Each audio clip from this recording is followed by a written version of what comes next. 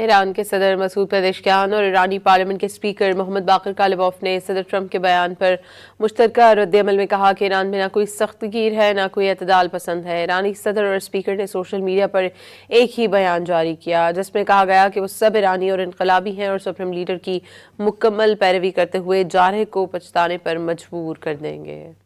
ایران کے صدر Masoud Pezeshkian اور ایرانی پارلیمنٹ کے اسپیکر محمد باقر کالباف نے صدر ٹرمپ کے بیان پر مشترکہ رد عمل میں کہا کہ ایران میں نہ کوئی سخت گیر ہے نہ کوئی اعتدال پسند ہے۔ ایرانی صدر اور اسپیکر نے سوشل میڈیا پر ایک ہی بیان جاری کیا جس میں کہا گیا کہ وہ سب ایرانی اور انقلابی ہیں اور سپریم لیڈر کی مکمل پیروی کرتے ہوئے جارحے کو پچھتانے پر مجبور کر دیں گے۔